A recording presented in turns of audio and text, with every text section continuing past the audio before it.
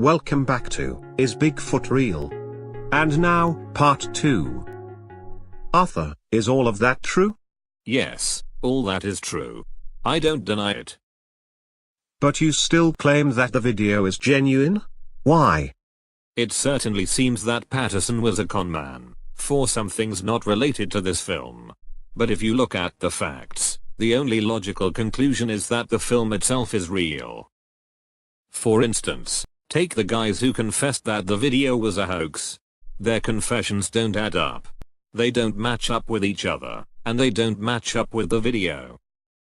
Here's how they don't match up with each other.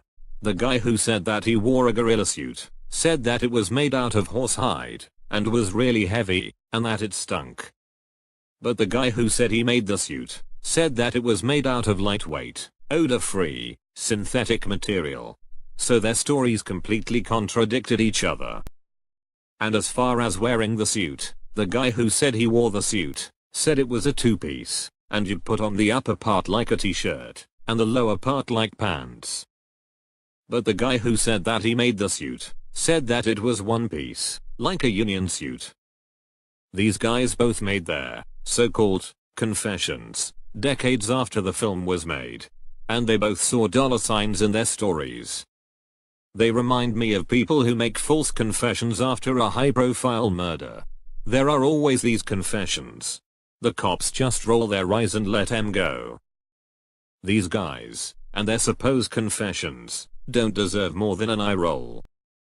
You said that their stories not only contradict each other, but also do not match the video itself. Please elaborate. No problem. Their descriptions of the suit do not match up with how the suit performed in the video. And that goes to the part of the video that is really interesting. You see, if it was indeed a hoax, to this very day nobody knows how they did it, and nobody can replicate it. And that is huge, absolutely huge. Why can't anyone replicate it? The creature's upper to lower torso ratio is much higher than it is in humans. And while it is possible to make a costume like that, you can't make one where you can walk in it. And the creature's leg and foot motion are not like humans, and cannot be duplicated by humans. The knee is regularly bent more than 90 degrees, with the toes coming 10 inches off the ground, while the human leg bends less than 70 degrees, and humans' toes come off the ground no more than 2 to 3 inches. The creature's shoulders are wider than the shoulders of a human. And you simply cannot create a costume with such wide shoulders, while still allowing arm movement while walking. Lastly, completely visible are the creature's muscles, on its back, shoulders, back of the head and buttocks. You could not replicate that in a gorilla suit even today. And God knows you could not do it in 1967. The state of the art for animal costumes, at that time, was found on television and movies. And it was ridiculously bad. There have been numerous top anthropologists, anatomists, biomechanics scientists and others, who have analyzed the film, and basically said, yeah, I don't know how to say this. But, if this is a hoax, it's the best hoax ever. I don't know how they did it. And even today, the top special effects and costume designers in Hollywood are in complete awe of it, admitting that it is way beyond anything that they could do. So yeah, maybe Patterson was a con man. But one thing he definitely was not was a genius. In fact, he was not all that bright. Nobody could have pulled this thing off as a hoax. Least of all, someone as dim-witted as Roger Patterson. Okay, Arthur, if Bigfoot is real, how do you explain that there is no physical evidence, no DNA evidence, nothing tangible whatsoever? To be perfectly candid, I don't know. I honestly don't know.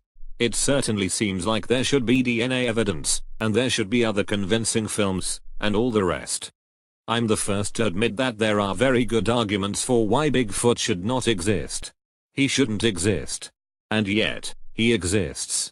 I can't explain it, but it can't be denied. It can't be denied. Yes, it can. I deny it. So Arthur, you're one of those people who believes that Bigfoot is something mystical. Maybe with telepathic powers, maybe connected to aliens and UFOs, huh? Don't put words in my mouth.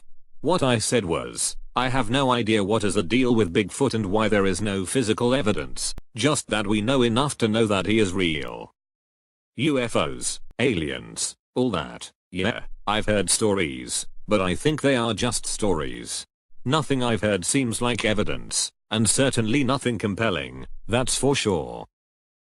I don't know, means just that. I don't know. I'm glad it makes you feel superior to laugh at those who are intellectually honest, but to discount the thousands of witnesses, and things like the Patterson video, is just wrong. Well, I think we are at the end of the road as far as productively exploring the question. Some very compelling arguments by Janet, and yet some quite evocative points from Arthur. It's up to the viewers to decide, and let's all hope that we get more evidence to settle this once and for all. That's all the time that we have for this edition of What is True. Thanks for tuning in. We'd love it if you became a subscriber, more editions are coming. In the meantime, keep an open mind, an open heart, and follow the evidence where it leads you.